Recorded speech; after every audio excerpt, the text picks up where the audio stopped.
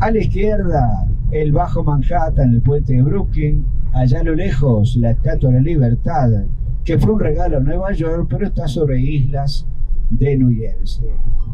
A la derecha, el puente de los judíos, Williamsburg.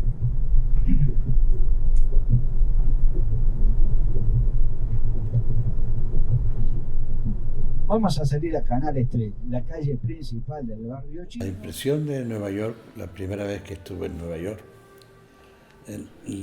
me vino ya cuando íbamos por la carretera desde el aeropuerto, cuando el chofer nos dijo, si ustedes miran hacia la izquierda, comienzan a ver ya algunos rascacielos, ¿no? Y entonces en ese momento realmente fue cuando digo que estamos en Nueva York, que esto es Nueva York, ¿no? Entonces conforme va llegando, empiezas a decir esa sensación, ¿no?, de que esto como es, ¿no? Esto como se ha hecho.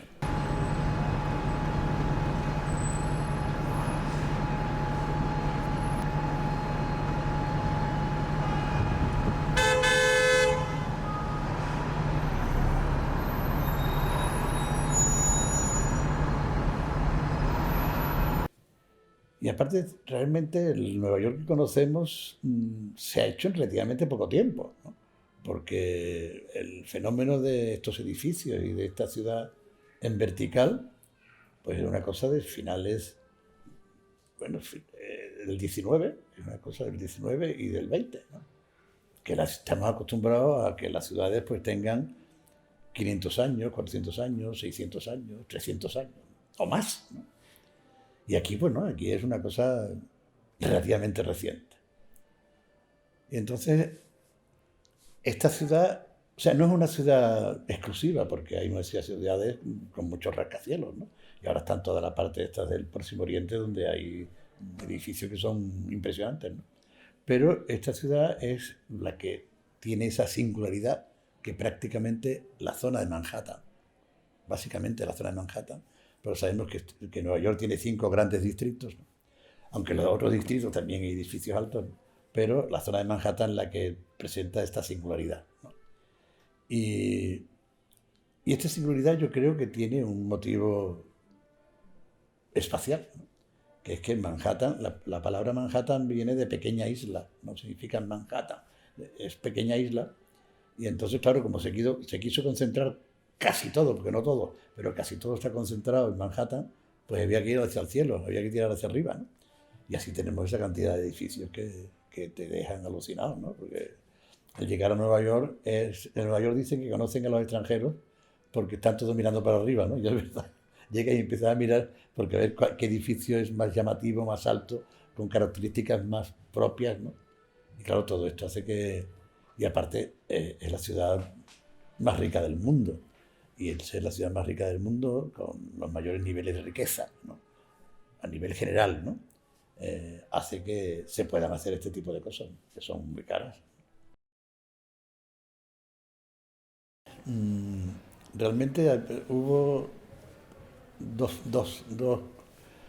países europeos que intentan establecer, bueno, intentan, se establecen en la zona de Nueva York, aunque hay una primera visión por parte del rey Francisco I de Francia, que manda un expedicionario, pero que, bueno, está a media hora y se va, ¿no? No hace ningún intento de colonización. No, Berrazán, ¿no? Giovanni Berrazán.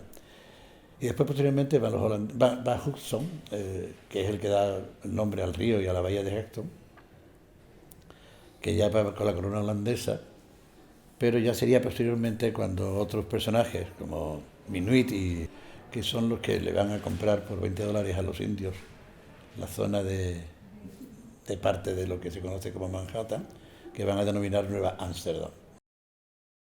Y entonces los holandeses están aquí durante un tiempo hasta que posteriormente, con el rey Carlos II inglés, esta Nueva Ámsterdam se la va a donar a su hermano, el duque de York, y de ahí viene el nombre de Nueva York, ¿no? Y a partir de ahí pues empieza ya un asentamiento más fuerte. Se crea la Universidad de Columbia en 1700, en la década de los 40 del siglo XVIII, cuando las universidades de los españoles en Perú y en Lima es de las primeras décadas del siglo XVI, es decir, estas comparaciones A mí me gusta mucho hacerlas para saber dónde estamos, ¿no? Y que no nos equivoquemos en los análisis, ¿no? Y ya cuando el Carlos II dona esto a su hermano, pues cuando cambia el nombre de Nueva Ámsterdam por Nueva York, ¿no? Y ahí tiene un periodo de finales del 18 interesante, porque Nueva York se convierte en el primer congreso continental de las 13 colonias contra los impuestos que da la monarquía inglesa. Se reúnen en Nueva York, 9 de las 13 colonias, y a partir de ahí comienza el proceso de independencia, que va a dar finalmente con la guerra de independencia y la creación de los 13 estados, primero confederados y después federados. Y a partir de ahí pues ya empieza todo el proceso de desarrollo económico, social, donde los colonos se van a instalar en estas 13 colonias durante un tiempo. Ya en el siglo XIX ya comienzan a través de una serie de ordenanzas a expandirse hacia el oeste, que es lo que le da también, esto ya no es estrictamente de Nueva York, pero sí es del mundo anglosajón, lo que le da a este país, a los Estados Unidos, una situación de colonización muy original, porque podía haber hecho la conquista hacia el oeste, podía haber convertido a todo ese territorio, lo podía haber convertido en colonia de las 13 colonias. Pero no, lo que hacen es dan una serie de medidas, lo que se llaman las ordenanzas del noroeste, de los nuevos territorios, que hacen que mediante una serie de condiciones, que eran muy fáciles de cumplir, iban ingresando como nuevos estados a los 13 estados originales, hasta los actuales 50. Una acción que se hizo bien por conquista, bien por compra y bien por guerra, como el caso de los territorios de México. Y entonces, en todo esto, con la guerra civil por el medio, con la guerra de secesión por el medio, en todo esto Nueva York se convierte en la gran ciudad de los Estados Unidos. A mediados del siglo XIX era la ciudad más grande de los Estados Unidos, y al principio del siglo XX se convierte en la ciudad más grande del mundo.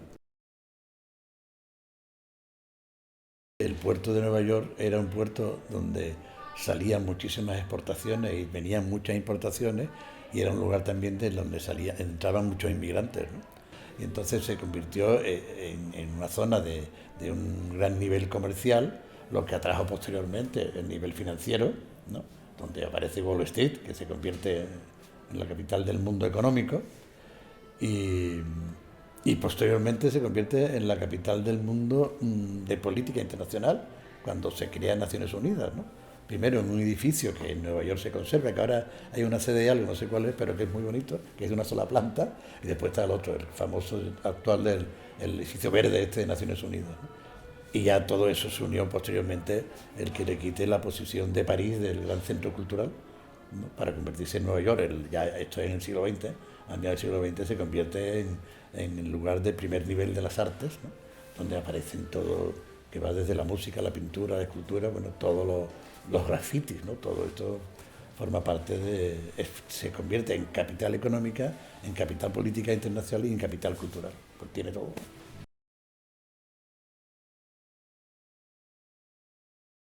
Pues eso fue en un momento determinado cuando después del incendio de Nueva York, van a reconstruir la ciudad, y entonces se piensa en una ciudad que tenga 13 avenidas, grandes avenidas, ¿no? Y después creo que son 150 y tantas calles que son paralelas entre sí, perpendiculares a la gran avenida, ¿no? Y el origen, bueno, está en Broadway, ¿no? Yo pensaba que Broadway era una zona muy concreta de los teatros, ¿no? Broadway es una calle de 33 kilómetros. De 33 kilómetros. ¿No? Y esas son las grandes avenidas, ¿no? Y claro, te mueves muy fácilmente, porque sabes que está en la 42 con la quinta, en la 38 con la sexta, ¿no? Entonces es muy fácil de llegar. Tienes que caminar, porque es una ciudad donde se camina mucho.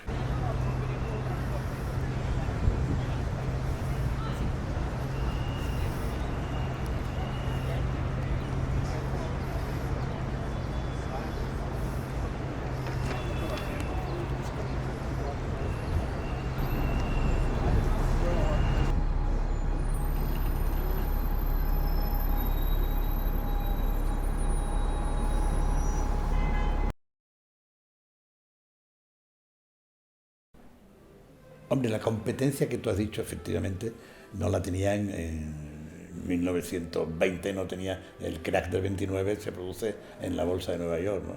Entonces, esa competencia que hay actualmente ya no es la única, ahora tiene competidores importantes, ¿no?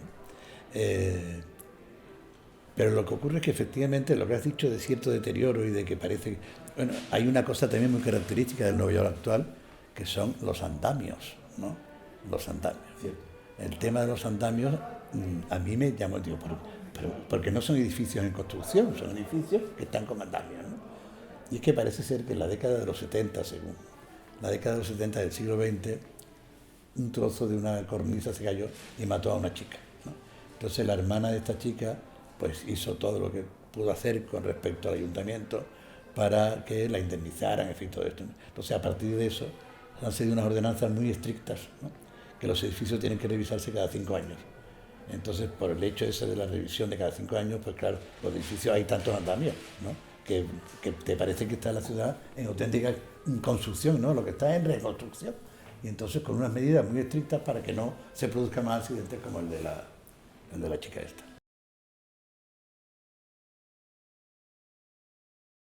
Lo del Rockefeller que has citado es tremendo, ¿no? Es algo brutal, ¿no? Desde la pista de hielo de abajo, ¿no? En fin, que la has visto también en miles de películas, ¿no? Y que la gente va y lo usa, ¿no? Hasta subir a la plataforma y hacerte esa foto simulada de lo de la viga, de los obreros que están en la viga, ¿no? Perfect, and last but not least, freestyle. This is some freestyle. Here we go, 3, 2, 1. Perfect, guys. There we go. Entonces, y ver la ciudad desde ahí, ¿no? Es una cosa que tú dices, esto es única, ¿no? Y es una subida que, claro, que yo soy bastante claustrofóbico, ¿no? A mí me da... Y yo en el ascensor digo, bueno, subir hasta ahí, hasta arriba, pero es que tarda 2 minutos, bueno, 2 minutos, 10 segundos, es una velocidad impresionante. Te llega... Bueno, el skyline es algo que todo el mundo dice, el skyline, y digo, bueno, pero ¿a qué se refieren, no? Claro, porque cuando tú estás arriba en Rockefeller, ya sabes a qué se refieren, ¿no? Es que ves la ciudad desde una altura, bueno, es metafórico, claro, la ves desde el cielo, ¿no? Está en una situación única, privilegiada. Y aparte puedes ver los grandes edificios alrededor de ti, ¿no? O incluso cenar en terrazas que están, hay cafeterías en Rockefeller, pero bueno, en otros sitios que son restaurantes, por la noche que está rodeado de luces a unas dimensiones que realmente importantes. Cuando lo ves, es cuando te das cuenta que eso que es el icono de la ciudad, ¿no? Es una cosa única, ¿no? Aunque haya muchísimos edificios, ¿no? Incluso en Rockefeller, pero en Empire State con esa peineta que tiene hacia arriba, ¿no?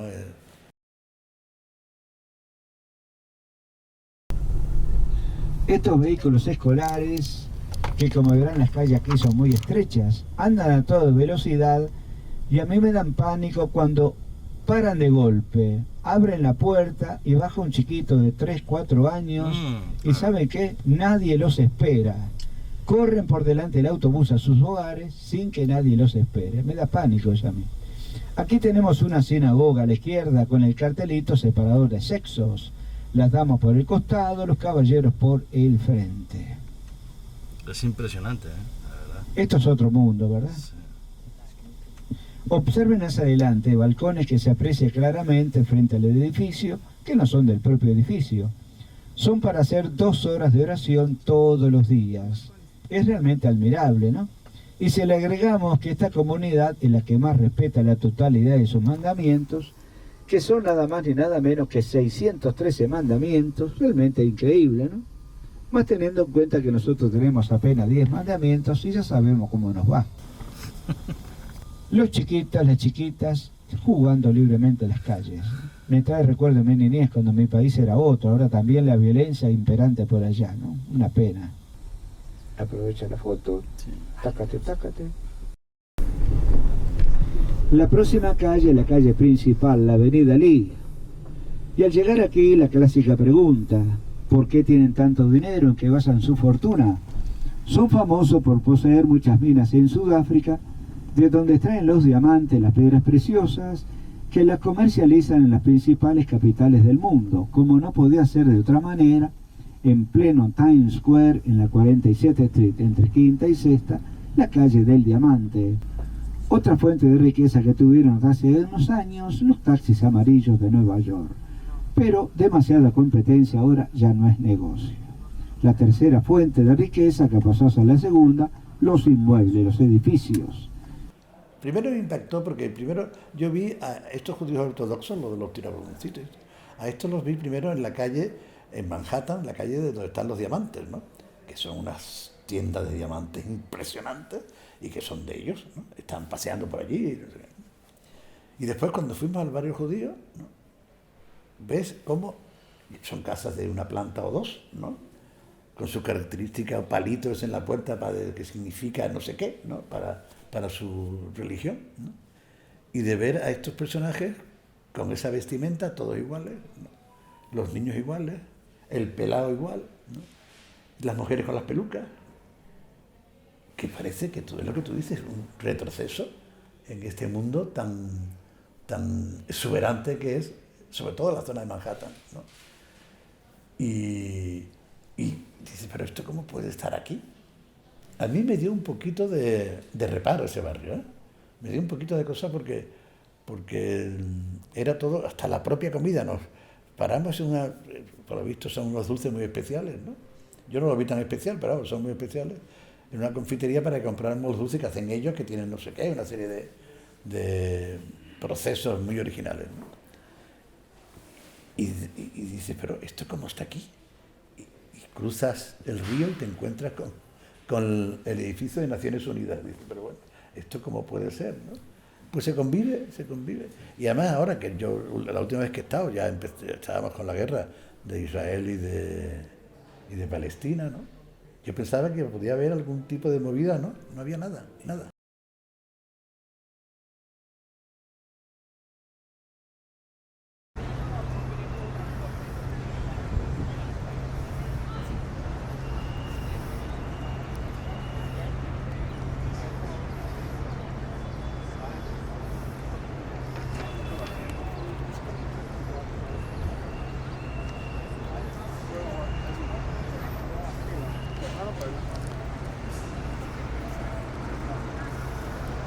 Entonces, esto también es una de las cosas que te hacen ver a la ciudad de Nueva York cómo asimila, sin ningún problema, ¿eh? Unos contrastes muy, muy fuertes. Que si quieres te lo puedo resumir en algo que es llamativo, sobre todo para el siglo en el que estamos y el año en el que estamos, en el 2024. Es la comparación que se puede hacer entre Times Square, ¿no? Que es una locura, ¿no? Una cosa impresionante. De noche dices, pero esto existe de verdad. Y te vas después a la Memorial Center, donde estaban las Torres Gemelas, donde es una paz impresionante, que por lo menos a mí me sobrecogió y me saltaron lágrimas, ¿no? Cuando ves la cantidad de nombres en esas fosas que han hecho tan enormes, con ese agua cayendo de una forma tan suave. Bueno, pues tiene los dos contrastes, la locura y el caos, entre comillas, del Times Square, y la paz y no sé, el recogimiento que te produce la zona de las Torres Gemelas, de las ex Torres Gemelas.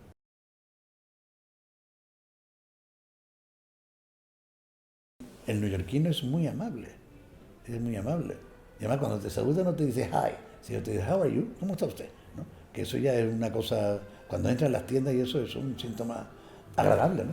Y cuando ya ves que estás hablando español, inmediatamente te hablan en español, porque hay muchísimo iberoamericano. Hay algo muy importante que son las películas, ¿eh? Cuando llegas a Nueva York dices, yo esto ya lo he visto, ¿no? Es una ciudad que prácticamente ya lo he visto, ¿no? Reconocible. Es reconocible. Mira, ayer viendo la televisión, ayer precisamente, parece ser que hace 100 años que nació Audrey Hepburn, ¿no? Y claro, Audrey Hepburn es un icono de las escaleras de incendio de Nueva York en su película El desayuno con diamantes, ¿no? Entonces, claro, es que esas escaleras las hemos visto desde que éramos muy pequeños, ¿no? Y que aquí no existían las escaleras de incendio, ¿no?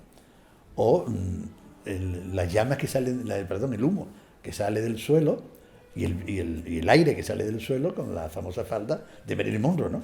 Bueno, son cosas que tú dices, uy, esto es Nueva York, pero esto ya lo he visto yo muchas veces.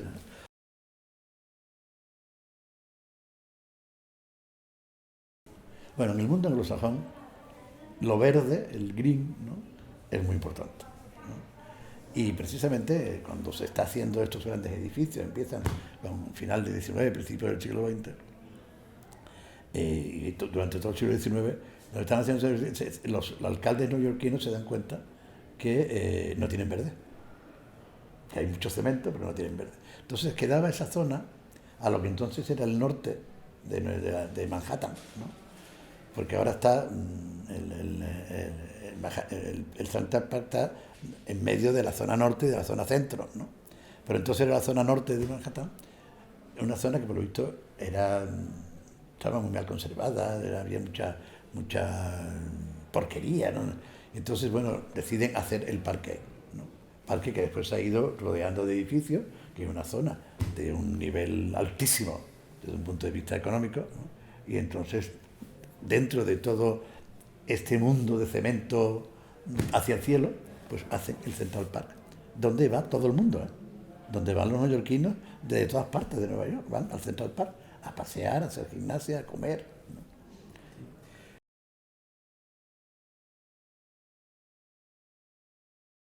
El puente de Brooklyn también lo ves porque lo has visto en muchísimas películas, ¿no? Y entonces, pero ese puente que es de hace mucho tiempo, ¿eh? Que no es nuevo de ahora, ¿eh? Y la perspectiva que tienes de noche, que es muy famosa, ¿no? Porque sale en muchos sitios, pero cuando la ves con el agua a tus pies, ¿no?, que hace, claro, te da esas pequeñísimas olas que se producen, y ves toda la iluminación de los edificios de Manhattan, del sur de Manhattan, dices, esto no es posible, esto parece una postal, más que una realidad, ¿no? Pero es realidad, es realidad. Y si lo paseas ya, si lo andas ya, dices, Dios mío, esto es una locura.